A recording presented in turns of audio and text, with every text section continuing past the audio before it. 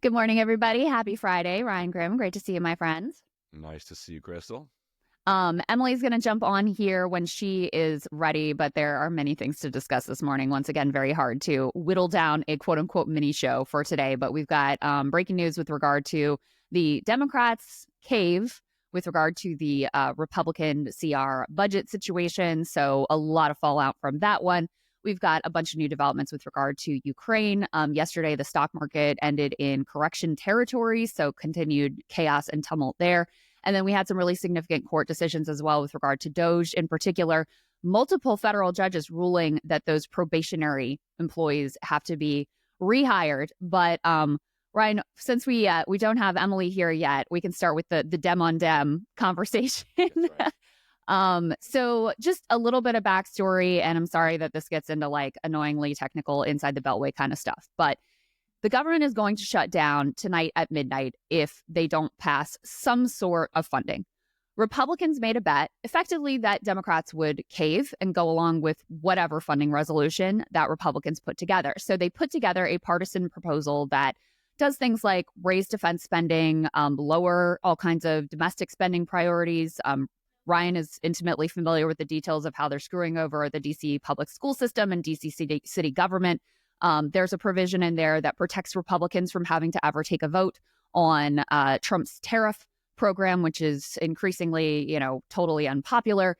It also just hands to Trump and Elon the ability to basically do whatever they want, which, let's be honest, they already are. But this sort of codifies that they would have a blank check and be able to, J.D. Vance actually told the Republican caucus that, we've already got plans for how we're not even going to follow this budget plan. We're just going to do whatever we want.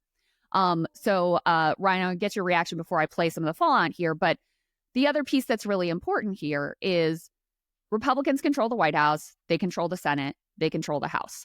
This is one of the few times when they actually need Democrats for anything in order to keep the government open, because they need to get that 60 vote threshold in the Senate.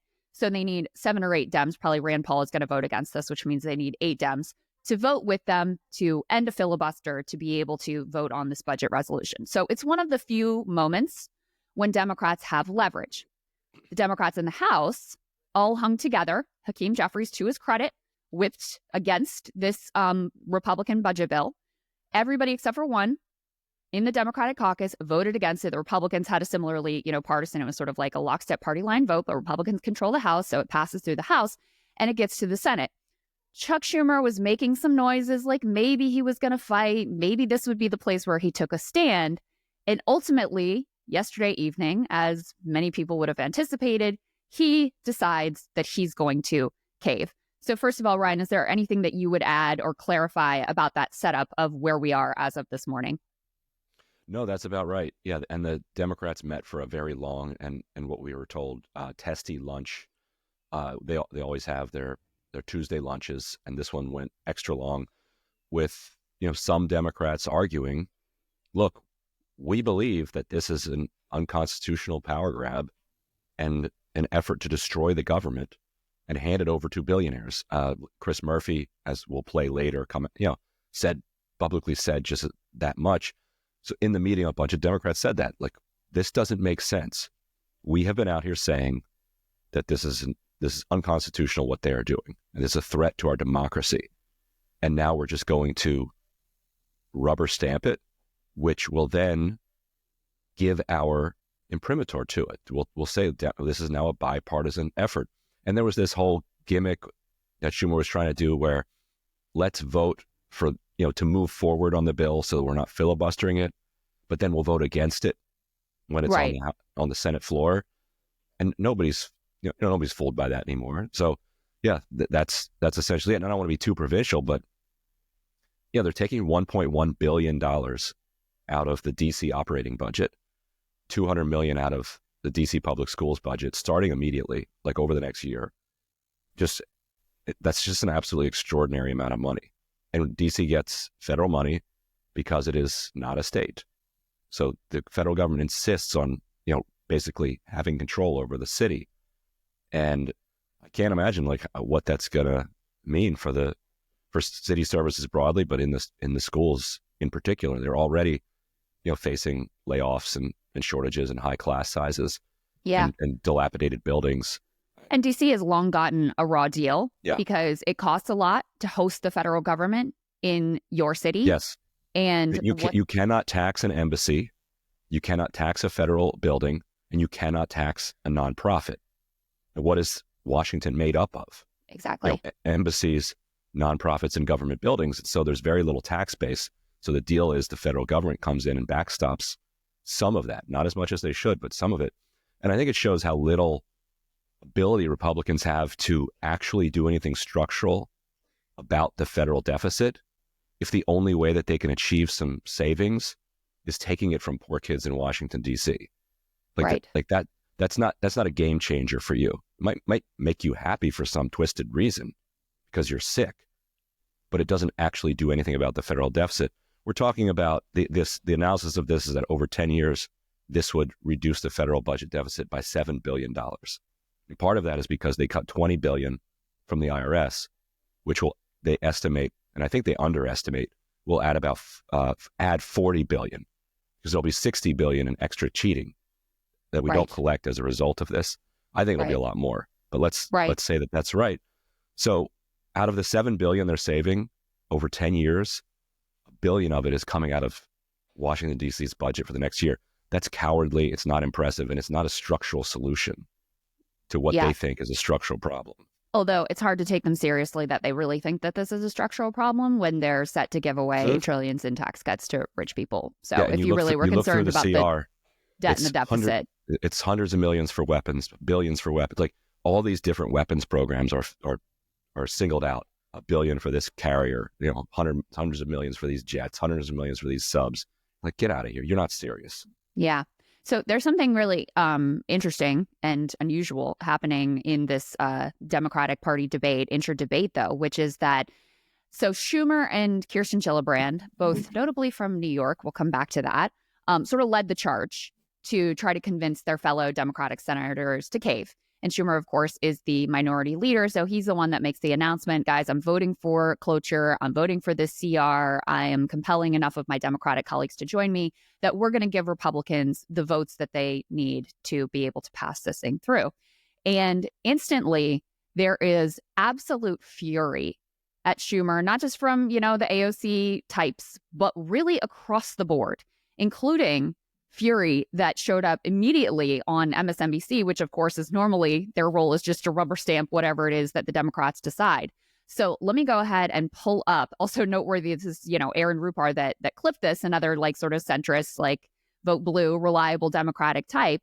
And, typical of or really emblematic of how wide and broad the fury at this cave really is within the whole of the Democratic Party. So let's go ahead and take a listen to this. Ton of leverage. The one thing they have leverage is in the Senate where you need a filibuster-proof majority on a cloture vote. That there's essentially an unconstitutional assault on the government right now. And I think you would agree with that, there right? Is. An assault on the constitutional These guys are the worst, and we got to fight them every step of the way. As we say in Brooklyn, Chris, every step of the way. But look, Russ Vought is already telling people, but he's telling people on the floor, we are not even going to listen to this CR. This is a piece of paper that we will impound and rip up the moment it's passed. If that's the case, how is voting for cloture not essentially an imprimatur on the very same assault on the constitutional order? They're already, even without this CR, they're already doing it. Right. Okay. They did it to the Department of Education.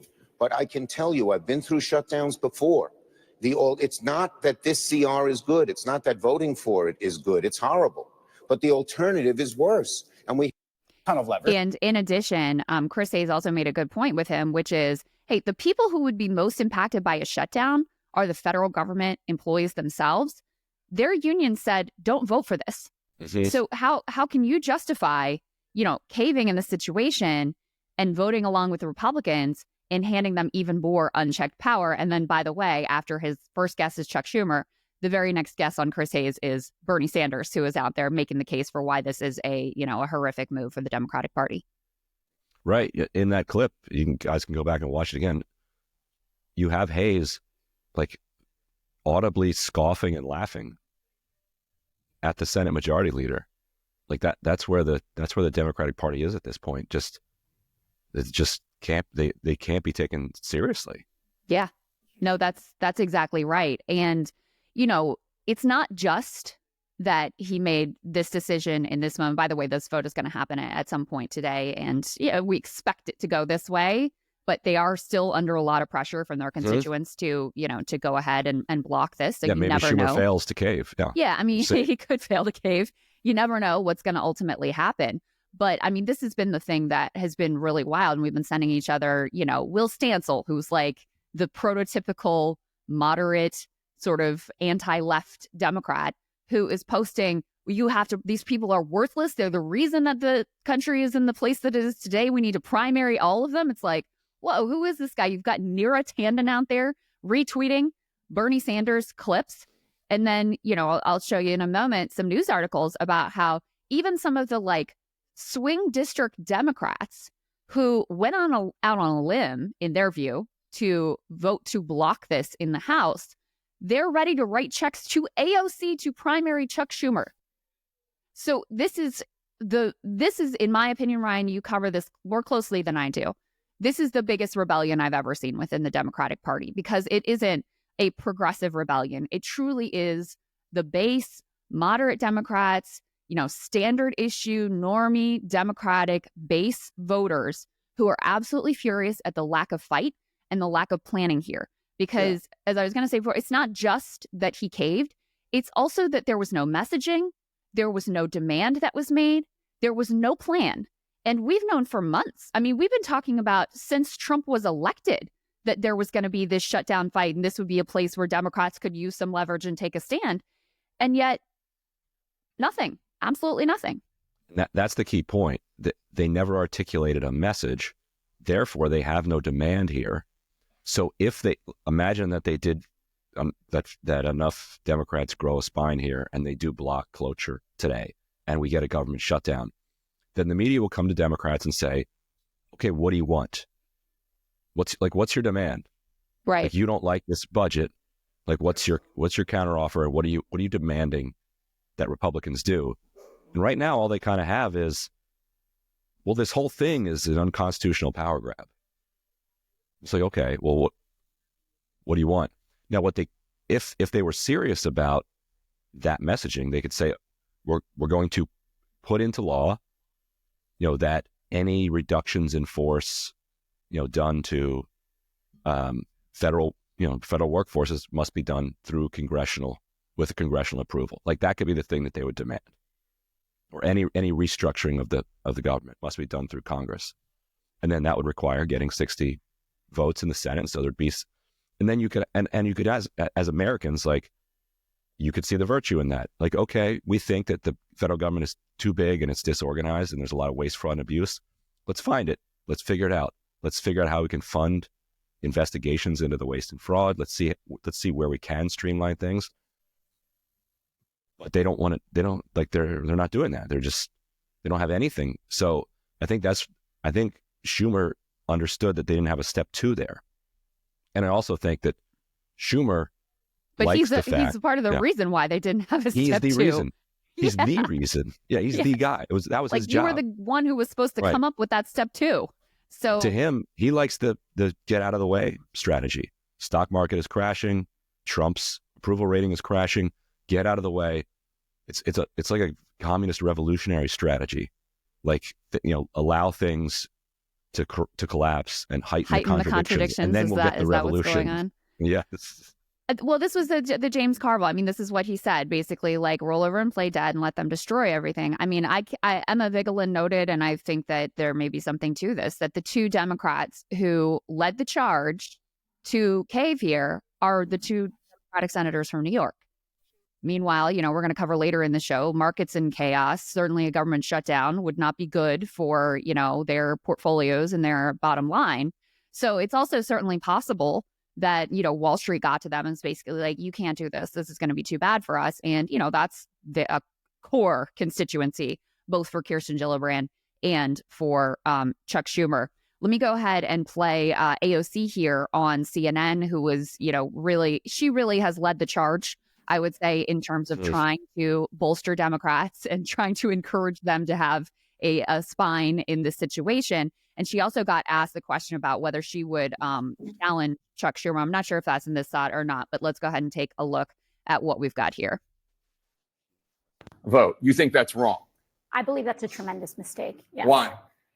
I think, well, first and foremost, the American people, if anyone has held a town hall or has seen what has been happening in town halls, American people, whether they are Republicans, independents, Democrats, are up in arms about Elon Musk and the actual gutting of federal agencies across the board.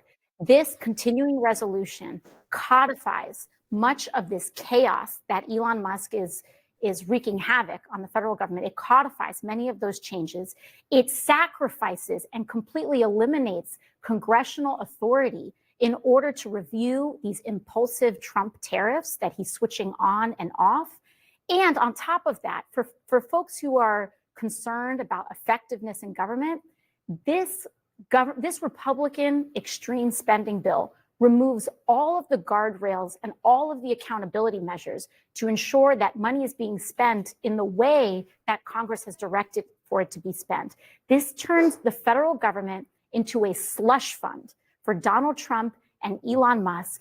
It sacrifices congressional authority, and it is deeply partisan. And so to me, it is almost unthinkable why Senate Democrats would vote to hand the few pieces of leverage that we have away for free when we've been sent here to protect Social Security, protect Medicaid, and protect Medicare. You have. So he goes on to say, hey, would you challenge Chuck Schumer? She, of course, dodges that. But that is apparently a live issue now, Ryan. I'm going to let you speak to that. I'm going to put the dog out so she stops barking. I'll be right back. Yeah, and we could put it up in a minute. But there was some reporting from Leesburg, Virginia, which is where Democrats are holding their annual kind of policy retreat. These House Democrats go. It's bunch of members of Congress, lobbyists, and reporters, go to huddle for a couple days, set their strategy. And AOC was interviewed by reporters out there, and that's where she was also getting pressed on whether or not she was going to challenge Schumer with members of Congress who were at that retreat, saying, "Look, I'm a centrist." They wouldn't put their names to it, cowards that they are. They'd say, "I'm a centrist, but I am ready to write a check to AOC right here at this retreat if she will jump in the race against Chuck Schumer." It's interesting because Chuck Schumer felt an enormous amount of concern about AOC primarying him in 2020, right after, or 2022, I guess. Is that when he was up? 2022. So I guess he's not up until 2028. So maybe he feels like he has time to let this that this will not be a thing. Yeah. By then. I think they also, I don't think they've fully adjusted to the reality where Neera Tanden and Will Stancil are hating them.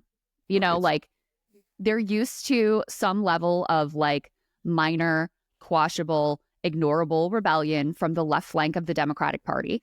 And I'm still seeing articles that are written that are the left is mad. It's yes, the left is mad, but that's actually not what's important here. What's noteworthy is that, normal resistance Dems are disgusted with Democratic leadership.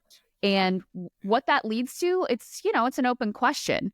But this is the most Tea Party-like that the Democratic Party has ever been in their disgust with their own leadership, their disenchantment with their own media, and their desire to challenge some of these people and get them out of there if they're not willing to fight. And one critique of this Will Stancil approach, he comes from the kind of centrist school of fight harder Democrats, right? And so they always want to fight harder, and now he's ramping it up to 11, and they need to fight harder. But because he is so reluctant to embrace genuine left politics, it's well, fight harder for what? Mm-hmm. And he's well, fight harder against Democrats. So that means they should have pressed their charges against Trump faster. They should have impeached him harder. Classic. Rather than an actual substantive critique. Yeah. No, and that is certainly true. There's no doubt about it. I was talking to Sagar about this yesterday, the Brian Tyler Cohens, the Midas touch is becoming a little bit more ideological, I would say, in a progressive direction. But really the core of their critique is just stand up, fight harder, resist Trump more effectively. And, you said this was a fascist threat. The fascist threat has arrived. And now you're just like laying down and capitulating. And so that is the core of their critique. What's noteworthy, though, is that the people who are by and large satisfying that desire to see people who have a strategy and are putting up a fight are people like AOC, are people like Bernie. Most of the people who are demonstrating a backbone and putting up a fight in this moment happen to be on the progressive left. So, that's what's sort of interesting in this moment is like, I don't think it's particularly ideological. And yet the people who are there raising up as heroes at this point are the AOCs and the Bernies of the world. So, for example, with this, centrist rebellion and them being like, AOC, we challenge Schumer, it's not because they're excited about Medicare for all. It's for this reason. And also for these particular House Democrats, they feel like they say here, feel like they walked the plank. In the words of one member, they voted almost unanimously against the budget measure, only to watch Senate Democrats seemingly give it the green light. Complete and utter meltdown on all text chains. A senior House Democrat said people are furious. Some rank and file members floated the idea of angrily marching onto the Senate floor in protest. Others are talking openly about supporting primary challenges to senators who vote for the GOP spending bill. And even, for AOC herself, who came in, of course, defeating a longtime establishment member and started off with that protest outside of Nancy Pelosi's office. I mean, you literally wrote the book on her evolution. She has much more embraced the tactic of let me see what I can get on front, on the inside. So for her to come out swinging against Democratic leadership, even for her, is a break from the way that she's been operating the bulk of the time that she's been in the House. Right. And, if you think back, throughout history, like who was in the French underground resistance, in Nazi-occupied France? It was leftists, it was communists, it was socialists.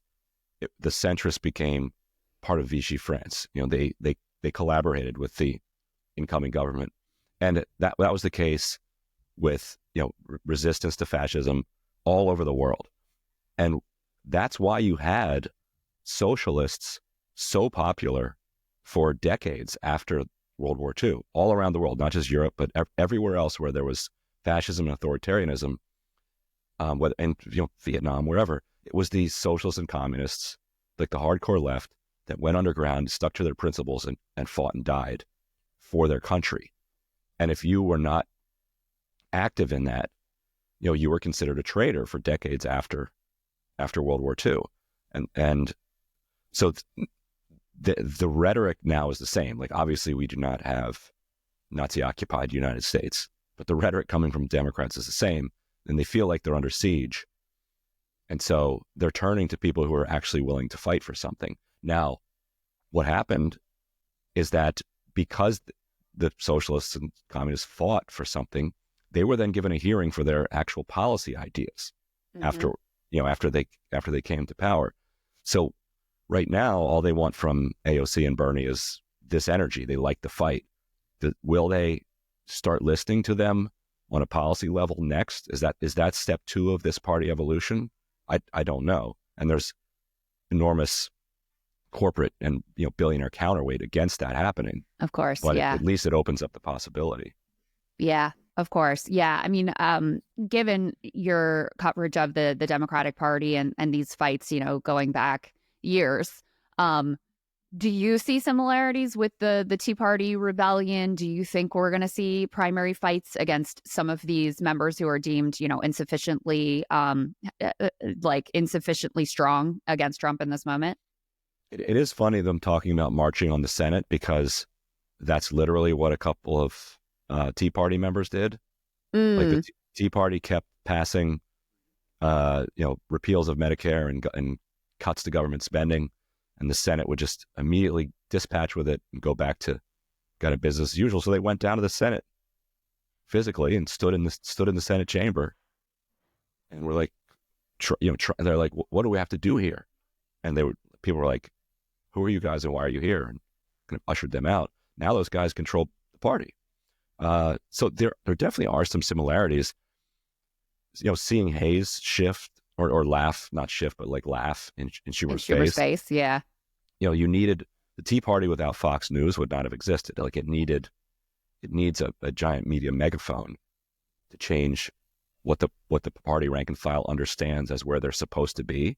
Yeah. So if you get a shift from MSNBC and say they're like the New York Times and CNN, then yeah, you could see the party shift. I mean, you also do have massive growth of these Midas Touch, Brian Tyler Cohen, Kyle's channel, like all of these liberal to, progressive left channels that are blowing up in size and are taking this posture of, you've got to fight.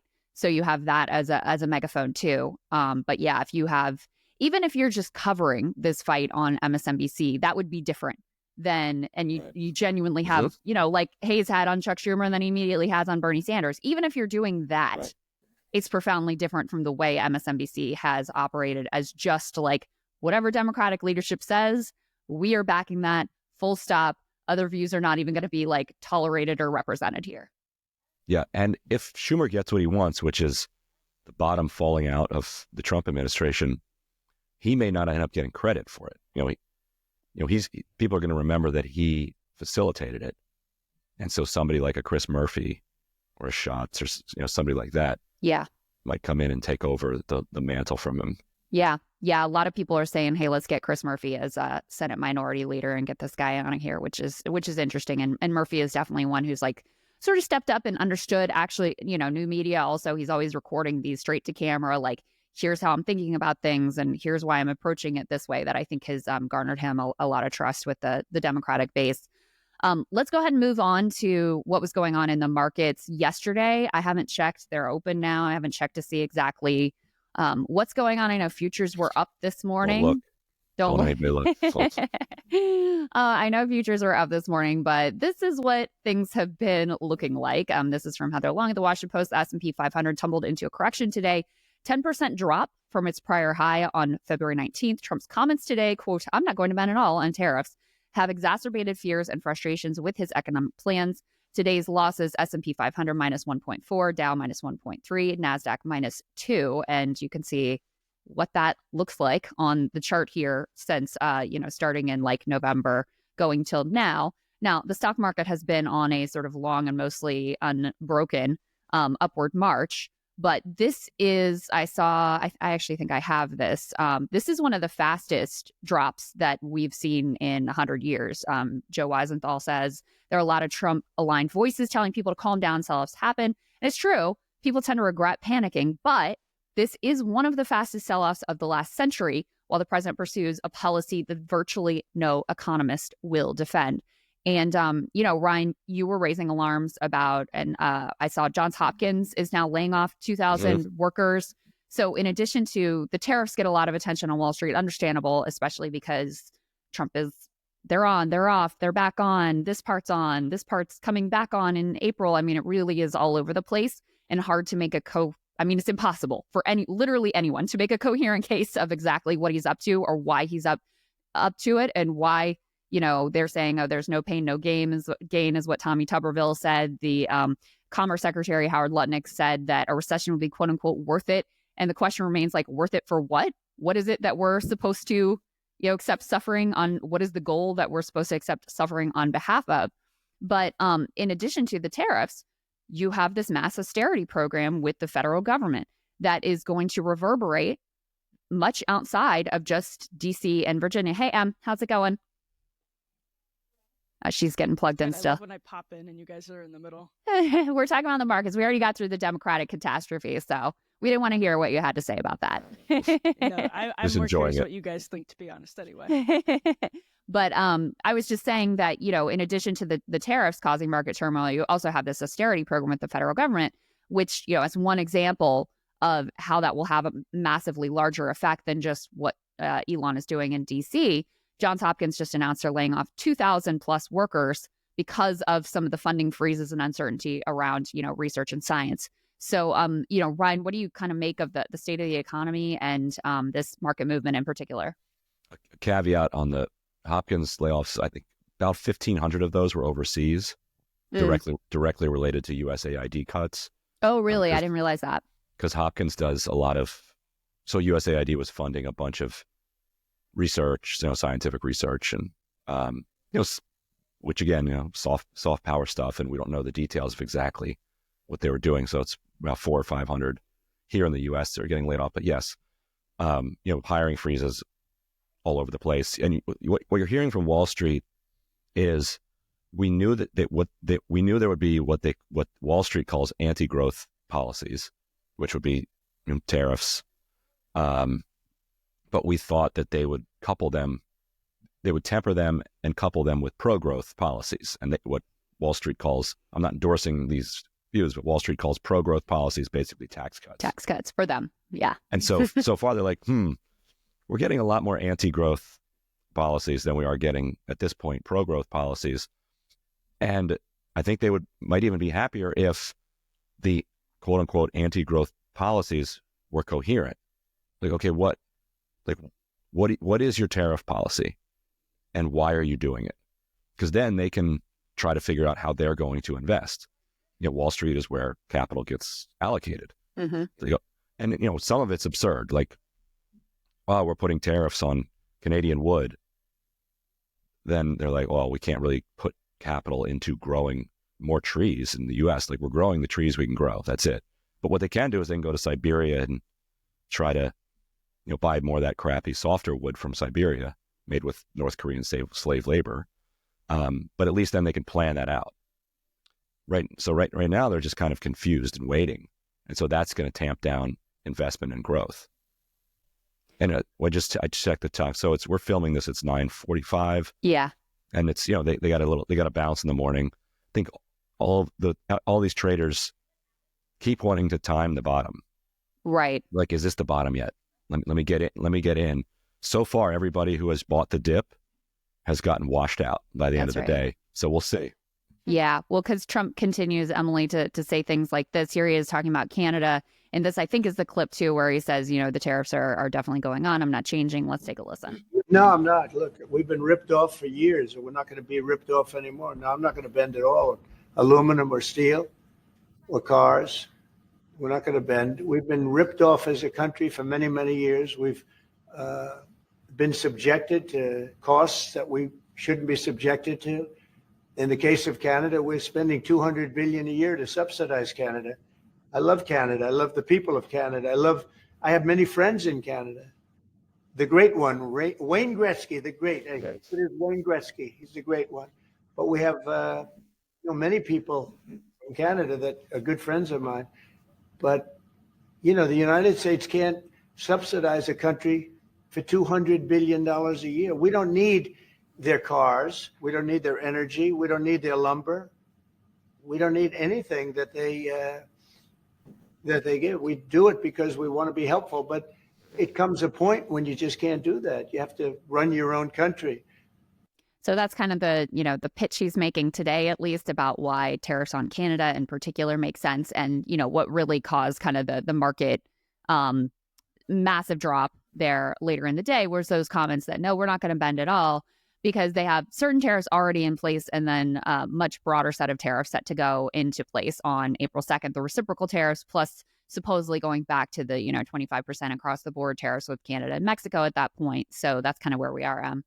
Yeah, and I continue to think the only way to make any sense in Trump's mind of what's happening is that, to the point about people trying to figure out what the bottom is here, he doesn't want anybody to be able to figure that out. And I don't particularly think that's the most effective way to bring jobs back to the United States and to prosecute these politically. So I don't think it's the most defensible approach. I think his logic is that he genuinely does not want anybody to know when he is going to stop. I think he does have plans to. I don't think he goes through for a long time with all of this. I think he's way too sensitive to the market. So I think if this starts to be sustained, you'll start to see. I think we've already seen some of it. Some like kind of more targeted approaches, but I think his strategy is genuinely leaving everybody, including his own top staff, out of the loop on what his personal plans are to like sort of wave the wand at any given moment. Yeah. There was a moment there, Ryan, I didn't quite get to it, where he sort of acknowledges that borders are just arbitrary lines drawn, Breach. Yeah. So based open borders, Trump.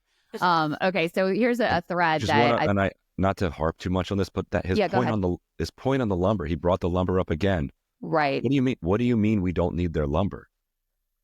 Like we don't have enough especially here. at a time when construction materials have already, they were some of the highest ticket items in terms of how much their price increased due to inflation.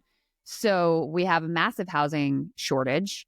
It already costs too much to build. And so you're just exacerbating that. And, we've been covering it, you guys know, on this show relentlessly, how housing is just such a core issue, creating this sense of precarity and sense of frustration and inability to get ahead and achieve this sort of like stable life. And yeah, you are actively increasing one of the main inputs.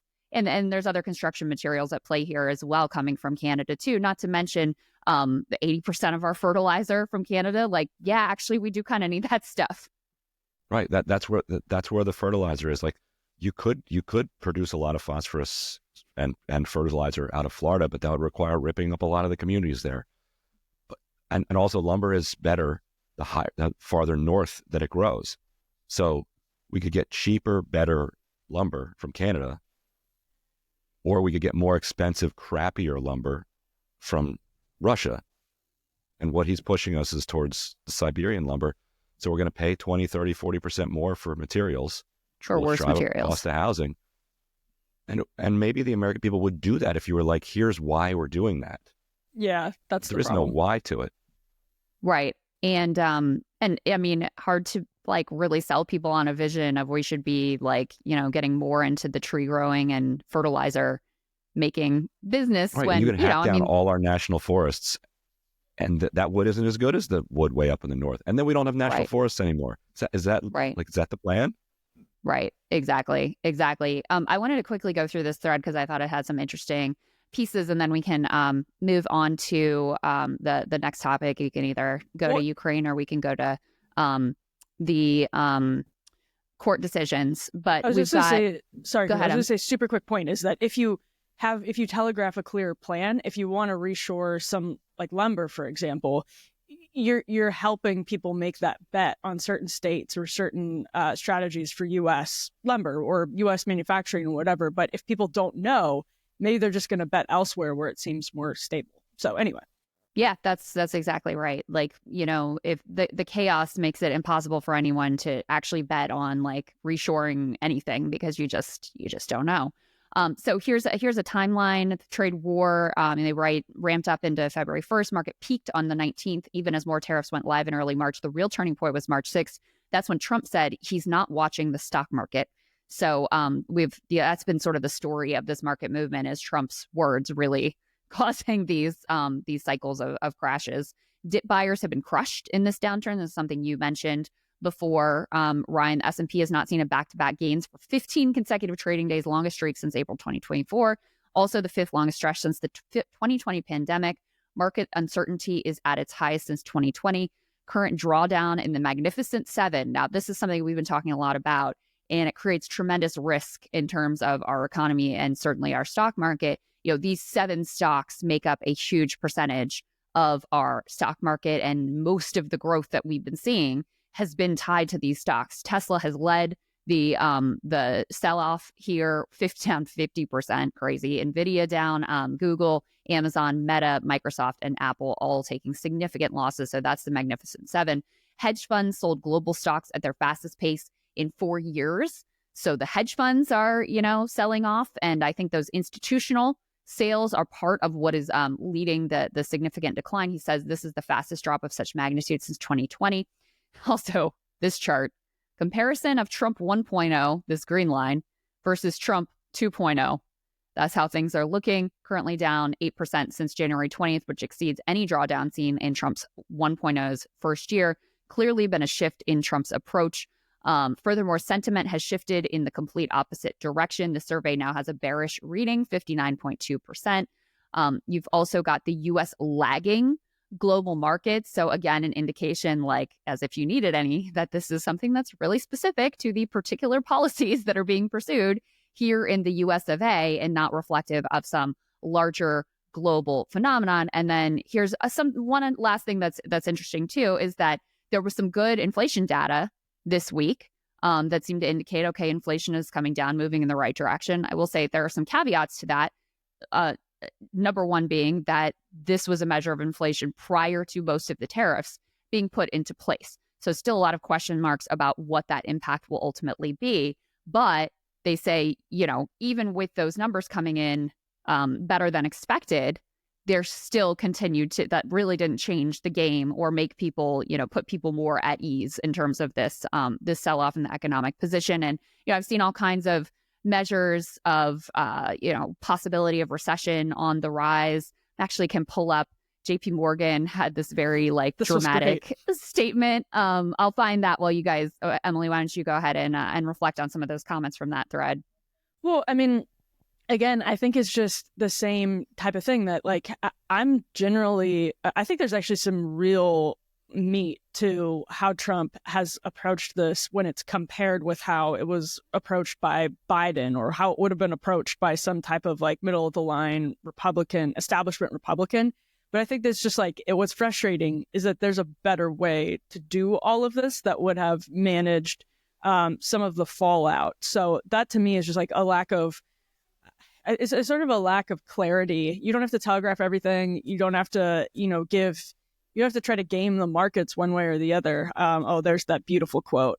The most beautiful quote. You got to read this, Krystal. Yeah, so this is a note from JP Morgan's analyst, and we can get Ryan's reaction to that. 50 days of gray. Well, that was fast. Also the reconciliation bill and a swan song for NATO. Here's the interesting thing about the stock market. It cannot be indicted, arrested, or deported. It cannot be intimidated, threatened, or bullied. It has no gender, ethnicity, or religion. It cannot be fired, furloughed, or defunded. It cannot be primaried before the next midterm elections, and it cannot be seized, nationalized, or invaded. It is the ultimate voting machine, reflecting prospects for earnings growth, stability, liquidity, inflation, taxation, and predictable rule of law. So this is the Wall Streeters very much in their feelings on this one for sure. Mad. All the unconstitutional power grab, the defunding of Medicaid, the destruction of the CFPB, they're all about all of that. But when you mess with the stock market, that's where we draw the line. To the barricades. That's right. Incredible stuff. You guys want to go to Ukraine or the court cases next? We could do either one. Dealer's choice.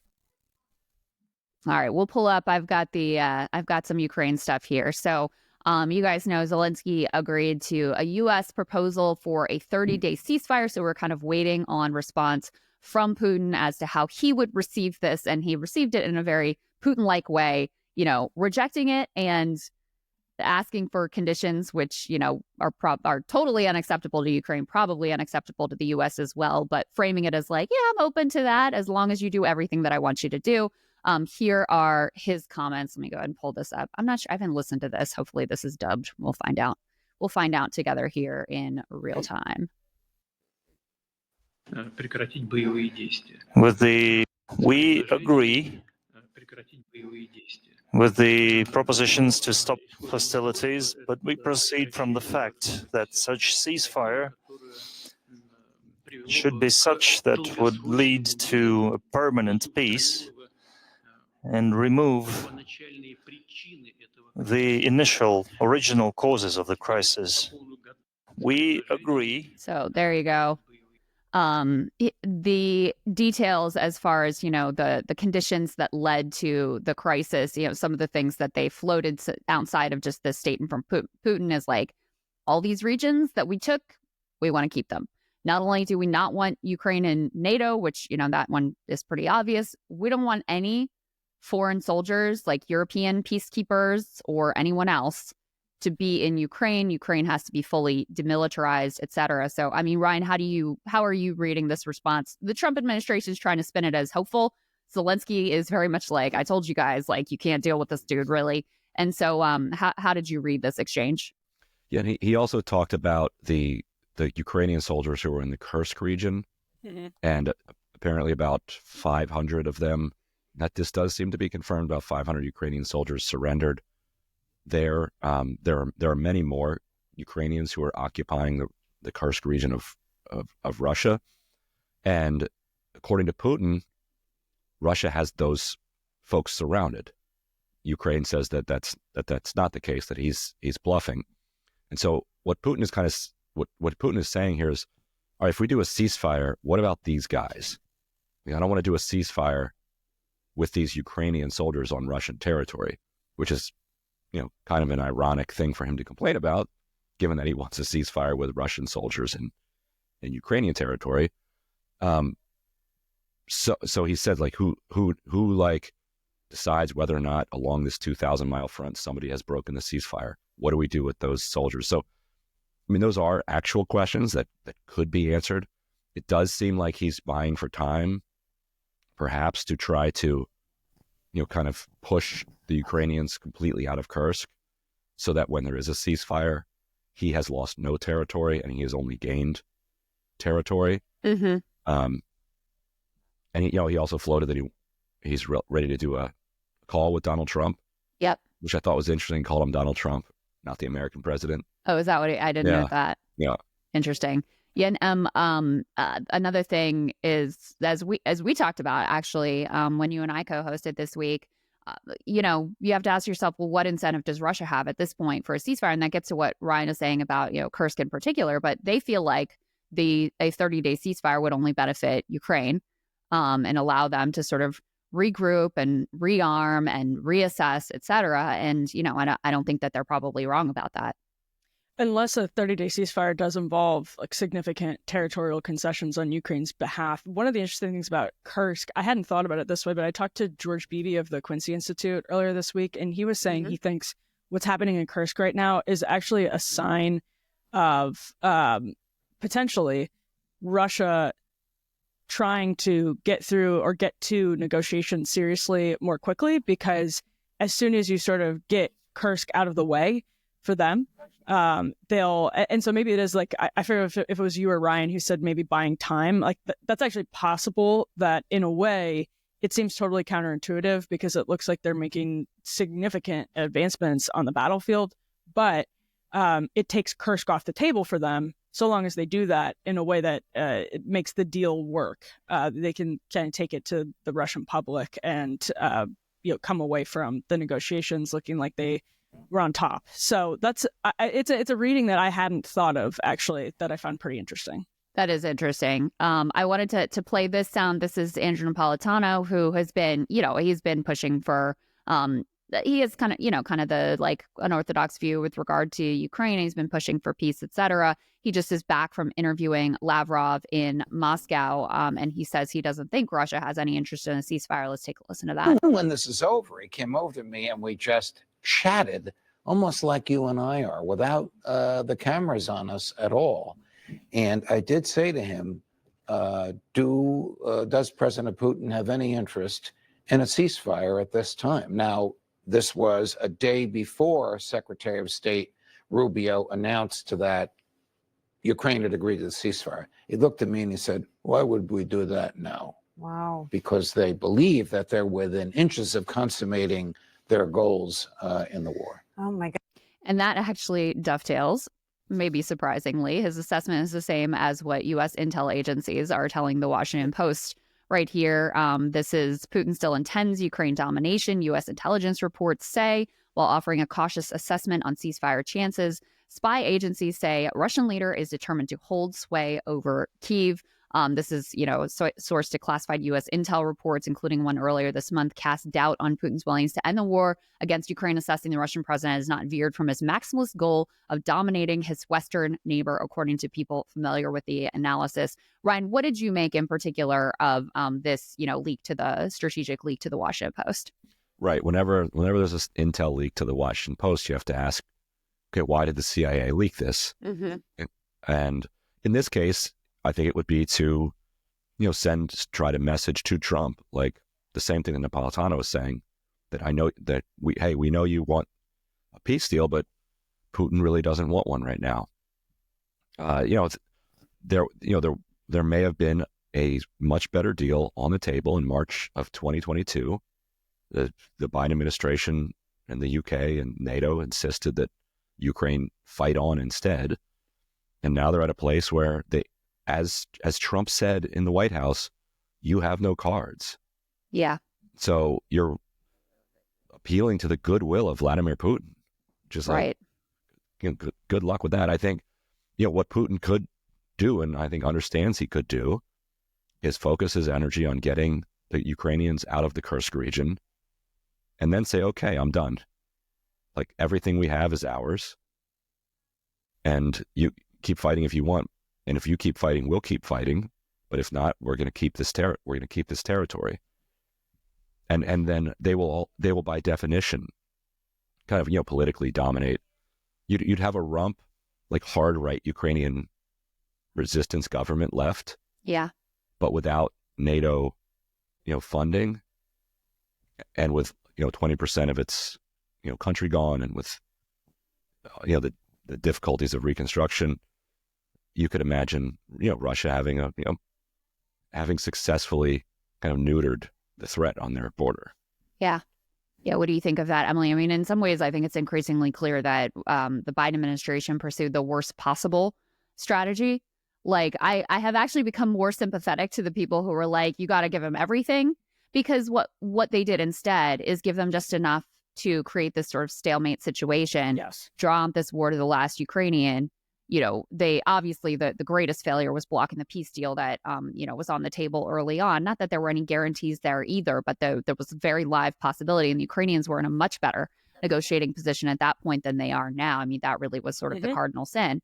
And now at this point where you are, you're left with zero good options to pursue ultimately. Yeah, I mean, I completely agree with that. And it's one of the weird things about Donald Trump and J.D. Vance's meeting with Zelensky is that Zelensky and Joe Biden were ideologically simpatico. Like, they had the exact same ideology of how Ukraine should be seen by NATO countries as an essential buffer state that should essentially, and I'm putting it in my words, not the way they would say it, be used as, a weapon is the wrong word, but as a buffer. And Ukraine should be, treated that way by NATO, almost in this like colonial way. And Trump and Vance don't believe that's in America's best interests, but they're the ones now tasked with disentangling the United States from the situation and helping, at least in theory, helping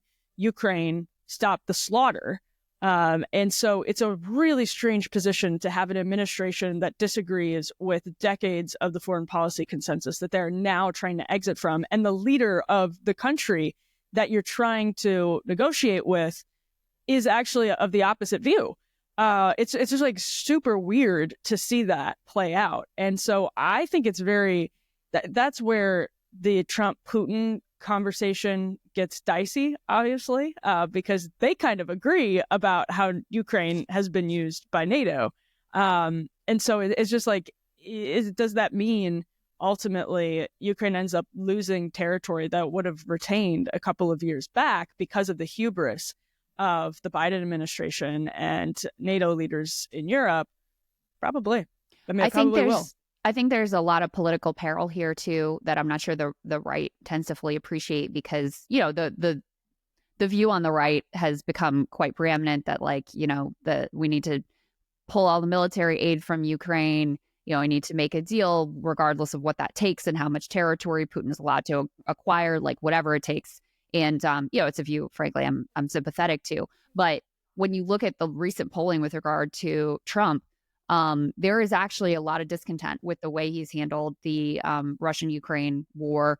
With the people did not like the Oval Office blow up at Zelensky, and there's still a lot of, not among Republicans so much, but among independents and among Democrats and among some Republicans. Actually, there's still a lot of like, Russia's the bad guys, Ukraine are the good guys. This is our ally. This is Cold our War boomers vote. Yeah. Yeah. And, I mean, we've seen this before. It's not exactly the same as Afghanistan, obviously, because we were in there for so long and because our troops were involved. But, people wanted out of Afghanistan. But then once we got out of Afghanistan, it was the most devastating thing to Joe Biden's presidency. I mean, we talk a lot about the economy and certainly about the genocide in Gaza, but in terms of just the drop in approval rating, ending the war that people wanted to be ended was the thing that was most devastating to his approval rating, Ryan, of his whole entire term. Right. And I guess you could imagine now, these aren't American forces, but you could imagine scenes of chaos if things completely fall apart. It's an admission of American failure, and voters don't like that. Right. Voters don't like that. It's like, okay, well, what have we been funding all these? Like, what if it looks like American weakness, and that's in a lot of ways it is American weakness. I mean, frankly, and I think voters really don't enjoy having to reckon with that, even if it's really not Trump helped to create the conditions of this war, but obviously it's the Biden administration that owns this policy. But if he's the one that brings it to the end and forces that reckoning with the reality that this was a massive American failure, voters may well punish him for that. Well, voters, I think in America, sort of back the blue globally. They like the United States being seen as the policeman, and it's in online right circles where I spend a lot of time. It's easy to get to lose sight of the fact that the American people are not with the, I guess, broader project of the online right. Like, they're probably with the new right, the sort of Vance ideology on different things. Like, you can zoom in on the question particularly of spending more money on Ukraine and not closing the border. Like, that was exactly why they designed that Senate bill that way.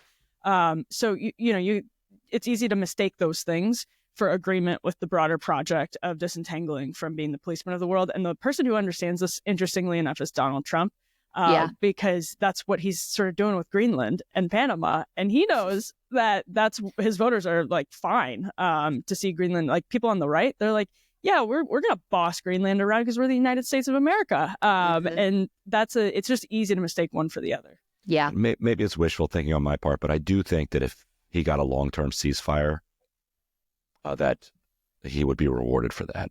Yes. Domestically from voters. Like, I do think people, if he could get out of it somewhat cleanly, even if there are significant concessions made, nobody can name, the regions of Ukraine that we're fighting over. Mm-hmm. Like, nobody really cares. I think that people would like to see the money stop going over there, especially, the resentment towards that heats up when when the economy is going poorly at home. Yeah. So you wrap that up, I think he would be rewarded. So the more he destroys the economy here at home, the better his Ukraine policy. Has to wrap that up. Yeah. The more Nobel Prize. his Ukraine policy will. All right. Let's go ahead and get to these couple of court decisions before we wrap up here, because these were pretty significant ones. Yesterday we got from this Judge Alsup, who I'd never heard of before, but apparently is like very well respected in judicial circles. I don't know, whatever that means. Anyway, he said that he issued a preliminary injunction on Trump's firing of federal workers in probationary periods, including some of the largest agencies, the Veterans Affairs, USDA, Department of Defense, Department of Education, Department of Interior, Treasury must reinstate all fired probationary employees effective immediately. Eric Katz here from GovExec says this will impact the vast majority of those fired. Rough math, about 24,000 employees just won their jobs back. Story here with more details from what he describes as a fairly explosive hearing this morning. So including some language from this judge that these firings were sham firings, and in particular pointing to, the way they did this, which really is just, you had a lot of workers who were getting perfect performance reports and may have been even up for promotions or just got promoted, and that's why they were in their probationary period. And the justification they used is they sent out these mass emails that said, you're being fired for poor performance, regardless of who the employees were. And so this judge was like, we see what you're doing here. Like, obviously these people were who, some of them were performing well. And you just said poor performance, so you could get away with mass firing, Ryan, all of these employees that happen to be under this probationary status. And oh, by the way, Office of Personnel Management, like, you don't get to do this. The individual agencies have control over their own HR personnel. Even in this ruling, though, which was like fairly sweeping, there's a warning, though, that like if they do go through each individual agency and do what's called a reduction in force and do it through the proper channels, like, they're allowed to do that. Yeah, unfortunately for these workers, what he's ultimately describing is sort of a technicality. Like he's saying, you lied and you did this illegally. Like there are laws in place, federal laws in place that apply to the executive, and your theory of the unitary executive where the president can just, do whatever he wants, it does not fly. And here is how you have to, reduce the number of employees that you have in, say, the Veterans Affairs Department. Here it's laid out very clearly. Follow these rules and you can do it. So that's what he's telling government. Like what the government did is they had OPM, the Office of Personnel Management, fire every probationary employee, send them boilerplate letters saying you're fired for cause because you're doing a bad job. And his argument is A, OPM, does not have the ability to fire somebody at, say, the VA, and B, you're lying because you don't know if this person is doing well or not. So then the administration came back and said, well, it wasn't actually OPM that did the firing. It was the agencies. OPM was just offering this kind of vague suggestion. Mm-hmm. And they even put an affidavit in from the acting director of OPM saying that was the truth, that he had nothing to do with these firings. So the judge said, all right, cool, bring this guy in for a deposition. I want to hear him cross-examined. And then the administration withdrew his affidavit. Said, never mind. And that's when he lost it on him. He's like, I think you're lying. He's like, you're presenting an affidavit, and then when I ask you to back it up by bringing him in for a deposition at any time of his convenience, you pull it back. He's like, and he used the word lying. He's like, I think you're lying to me. And the other side had affidavits from the agencies saying OPM ordered us to fire these people, and we disagree that they were poorly performing. So it's an open and shut case that they lied and didn't follow the procedure. Problem for the workers is they can just do it again and follow the actual procedures, and they're going to release that process very soon. And I think it's going to be a bloodbath for federal workers. Maybe some of these will keep their jobs and they'll go after more senior people or whatever, but a lot of people are still going to lose their jobs. Yeah, I think that's right. I think this is definitely temporary, and it's really unfortunate for the tens of thousands of people caught up in it.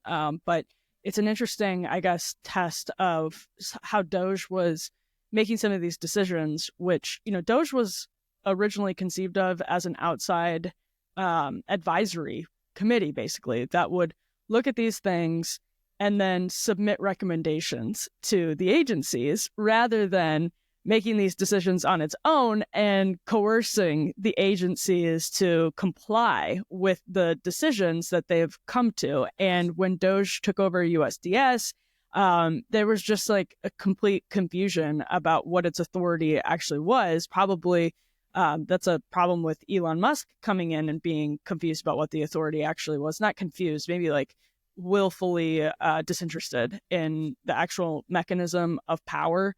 We're going to do this anyway, goes the thinking. But the probationary status has come to be a fascinating question for people involved in DOJ, because a lot of the people they've since learned who were on probationary status were the people that they would want to keep, like as a category, because it was people who newly wanted to be a part of the government. So it went from being a really easy slab of fat to cut to actually, well, if you think some of these agencies should continue existing, albeit in a much smaller form, if you use the quote scalpel instead of, what did Trump say, the axe? The hatchet. The hatchet. Then, in fact, the people that sort of got booted first would probably be the people that you would scalpel in. I think that's going to happen at defense. I think a lot of these probationary folks at defense are probably going to end up being okay. But at the other places, they're trying to get rid of so many people that I agree with Ryan. If you're at ag or something like that, you'll probably still get axed maybe even next week. I didn't even think about that, Emily, that like some of the people who just joined were like, Trump won, DOJ is coming, let's go. I'm going to join the government and do my public service. And yeah, if you're a person who probationary lasts for a, significant period of time. And as Ryan's pointed out, it includes some people who just got promoted, who've been working in the government a long time, or who have just switched agencies or moved or whatever. But yeah, it didn't occur to me that if you're someone who saw Donald Trump's election and then was like, now's the time when I'm going to work in government service, you probably are someone who is more aligned with this administration than the people who are not on probationary status, not to mention, veterans and veteran spouses were more likely to be on probationary status as well. Or you're just an ambitious young person, that's that hasn't been shaped and molded by the quote administrative state over the course of decades, like a lot of the non-probationaries. Yeah, true. There was one more federal judge ordered a stop to mass firings in federal agencies, except Pentagon, OPM, and NARA, saying the so-called reductions in force broke the law. Employees purportedly terminated are returned to government employ. So a similar decision here. I think this is a separate, even more sweeping order than the one issued by Judge Alsup, he says, earlier today for terminated probationary employees. But it is only a 2-week reprieve until further litigation takes place. This is the write-up here. Federal judges order the reinstatement of thousands of federal workers across a huge swath of the federal government. The second judge to order sweeping relief today and reject the mass firings as illegal. So, you have a lot of times when these cases are going to court, the challengers are winning. But number one, oftentimes they're a temporary reprieve. And number two, oftentimes, they've moved 30 steps ahead while you were fighting on this ground. And so, it just feels like trying to mitigate the damage. I talked to the co-president of Public Citizen yesterday, who's involved in a bunch of these lawsuits, and that was the way he described it. He's like, yeah, the court system is really not set up to handle this sort of like full-on flood the zone assault. And so you are definitionally just trying to, from his perspective and mine, contain the damage and try to have something left to rebuild from once these people are ultimately done. So, that's kind of the status of where things are with regards to the courts. There was one other piece that I don't know if you guys want to weigh in on, but I saw Trump is pushing for his ending of birthright citizenship to go to SCOTUS and have them weigh in on at least part of that. So that was the other big legal decision yesterday. And that's one that's been, I think, engineered in the conservative movement. And there's significant disagreement about this in the conservative movement. But in sort of like Stephen Miller circles, that's something that was intentionally germinated and designed to be tested in the Supreme Court. The way that they ended up doing it, it's sort of the reverse of the probationary employee thing. Like, this is they set this up very intentionally to be tested in the courts because they think they can, with the Supreme Court, they think they can prevail and significantly change the way we approach birthright citizenship through an EO. Which would overturn a lot of precedent and also just like the very plain meaning, English language meaning of the way that the words are written in the Constitution, which, for a lot of originalists, you would think that would be a problem, but I'm not sure. So the idea here would be if an American citizen participated in a campus protest, that if they had naturalized citizenship, or if their parents were not born in the United States, but they were, so where would you deport them to? So let's say somebody's born here in the United States. One of their parents is Mexican. One of their parents is Canadian. They protest against Israel, which you can't protest against Israel in the United States. They get detained, flown to Louisiana, have their citizenship stripped. Now they're back down to a green cards. They have the green cards stripped. Then where do you send them? Canada, Mexico? Like what's the international waters? Yeah, international water. Yeah, Peter Thiel's like utopian. Send them to one of these libertarian crypto zones. What's the end game here for an American citizen who protests against Israel in a way that Donald Trump finds offensive? Mm-hmm. What do they do with them? Well, I think that question applies also to people, whether or not they're protesting, who are the kind of quote-unquote anchor baby test case. But at least some of those, but if they're not anchor, so quote-unquote anchor baby means they were born here in the United States. Yep. Somebody like Mahmoud Khalil, he was born in a refugee camp in Syria, and he has Algerian citizenship. So I can imagine, okay, we're going to deport him to Algeria because he has citizenship there. Like if that's what they're going to do. But if you're born in the United States, You're a United States citizen and you have no citizenship anywhere else. Like, who? Has the Stephen Miller crowd thought about this? Like, well, it also requires cooperation of other countries. Right. I'm curious how other countries don't have birthright citizenship. Right. Algeria very well might be like, no, we're not participating in this thing. Yeah. It's a practical question that I have zero answer to. The answer, Ryan, is they don't really care. Just not here. Yeah, but they're going to have to figure it out unless line. they're just going to keep them indefinitely in Guantanamo. Or... They can just send them to Gitmo. Yeah, that's the plan, right? There's like 50 beds there. Good luck. Yeah. I mean, they could build tents. They could do hundreds, maybe even thousands. I think George H.W. Bush had thousands there at one point. The plan is 30,000 is their goal.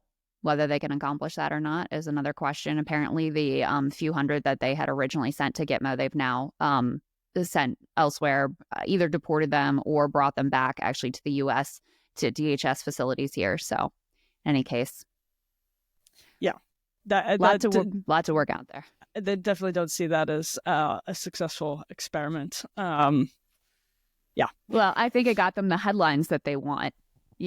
Well, and it got them a freak out that they wanted, and I think that was probably most of the goal there, to be honest with you. Well, yeah, and I think actually I shouldn't even be so glib about it because I do think that's part of I actually think that did have a deterrent effect based on some of the reporting I've seen from like Mexico and Central America, where reporters are just talking to migrants about why they're turning around, and there has been significant number of people like literally getting through the Darien Gap and turning back around because the risk calculation has changed significantly. So yeah, I probably shouldn't have been flippant about that. I think it did to some extent accomplish what they wanted to, which was a like low effort way to deter people from coming in, obviously at the cost of the legal questions for them were building, but it probably in the interim had some deterrent effect. Yeah, border crossings have plummeted. Yeah, no doubt about that. No doubt about that. All right, guys, anything else before we let you guys go and get on with your day? No, I just want to say your hair looks amazing today. Exceptionally good. Thank you. I literally did nothing to it this morning. I actually just woke up and was just like this. It was kind of a miracle. I don't know what happened. You woke up like this? I love Beyonce. My hair did anyway. The rest of me, not so much. Ryan put more effort into his hair than Krystal? Ryan looks great. I have to say, I feel a little schlubby here. I got my Elizabeth Theranos situation going here. I was like, And Ryan's sick. Yeah, and he's putting in all this appearance effort. Ryan, go rest, get better, take care of your kiddos. Emily, great one to other see you update, as always. People should go look this up. But speaking of Mahmoud Khalil, the Columbia University sent out an email to a lot of people, a lot of its members, just now-ish, saying that there were DHS thugs. I don't know what the term they used for them was, in residences with warrants last night, looking for more people to grab and deport. It said they failed to find anybody, but they let the community know that there were warrants served for more arrests and deportations. So they are ramping this up. There's also an allegation from a student leader at Columbia that the Columbia Board of Trustees was involved in sicking DHS on Mahmoud Khalil specifically. So like I said, it's an allegation. It's not fully reported on or confirmed, but if you're asking yourself, why did they pick this one dude? There's some on the trustees who would, because the trustees there's some of them on there who would probably have motivation to do that. Who would be down for that. Yeah. Well, especially given, I know you've been searching around, Murtaza has been searching around, looking, okay, well, what did he actually say? And I can promise you, Ryan and I have both said more radical things on this program than anything that's been out there that they've been able to find that he said. Don't I know it? Yeah. So, so I just want to say this actually goes to a theory that I have, which is the administration was led down a rosier path, or a path that was less rosy than they thought it was, by people at Columbia, who Columbia has had this incredible mobilization since these original protests and the encampment of alumni who are terrified of what they see as rising anti-Semitism at Columbia and furious with Colombia for the way that it's handled the encampments and the protests and everything. And I think that the administration was listening to people who have been intensely emotionally invested in this for like over a year, who had cases that they thought were so strong. Like Khalil's a really good one. The administration clearly did not realize that he wasn't on some student visa. And it seems like they were told that he was. And they acted really quickly based on, this is just a theory. I don't have any reporting to back this up, but just putting the pieces together. I think they were really significantly misled by people who thought that they had clear-cut, legal, slam dunk cases, told the administration that, and the administration didn't necessarily do the due diligence that it should have because of the intensity of the cases that have been presented to them by people who have been working on this at Columbia, or alumni. That theory makes sense, because if DHS was the one who told the administration, let's go get Mahmoud Khalil, DHS would check its system. Right. Like, FYI, he's a permanent legal resident, and we can use this obscure law, and we believe we can get him out. They would know because they have the data. If the rumor mill of the angry Columbia trustees or whoever, well, they had been tweeting about it. Trump, and we're like, this guy's on a student visa. I saw it on Twitter, and it's according to Elon Musk, you are better off if you get your news from X than, let's say, if you're DHS, you search the actual immigration records. And so, they went in on tweets and then found out that they were wrong. And now they might set this like horrific precedent by accident. Well, but on the other hand, now that they are set to lay down this horrific precedent, they don't seem too worried about that. No. They're leaning into it. Sagar asked Caroline Leavitt at the podium about it. She was perfectly happy to answer. Like, I think maybe they feel like, oh, it works out because we get to lay out the most maximalist case. And then all these student visa ones, like, those are easy. That's nothing after we've been able to strip the green card status and deport someone who was a legal permanent resident. And, even the fact that, like, you guys did great work looking up this Instagram post that all these right-wingers were hanging their hat on, of him saying he wanted to destroy Western imperialism. You're like, the number one, that wasn't even his Instagram. It's some group. He may not have even seen this Instagram post. And this is what you're making your case with. And it's really kind of the only specific language example I've seen anyone use with regard to him.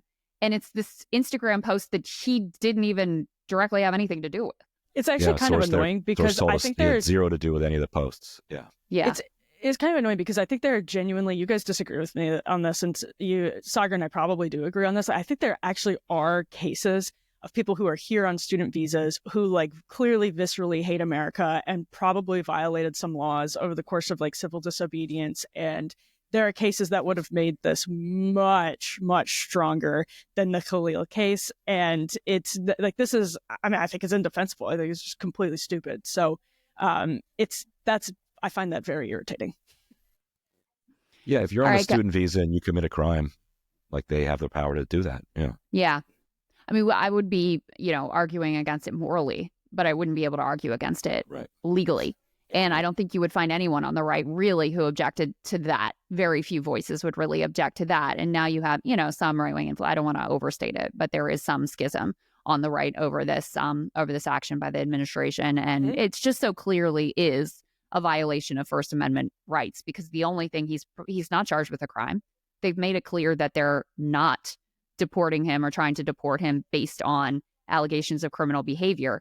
Just Marco Rubio's assessment that his political speech is, this devastating blow to these U.S. foreign policy priorities. National security. Yeah, exactly. So one last anecdote is, so in 2002, when I was doing a bunch of anti-Iraq war organizing, I was at University of Maryland. There were a bunch of Chinese students on student visas, and they wanted to help. But they were like, if we get in any trouble, like, we will be out of here tomorrow. Yeah. So we would meet at 4 a.m. to go put the wax, you like dip your posters in wax and then put them up on the flyers and to announce the rallies and stuff.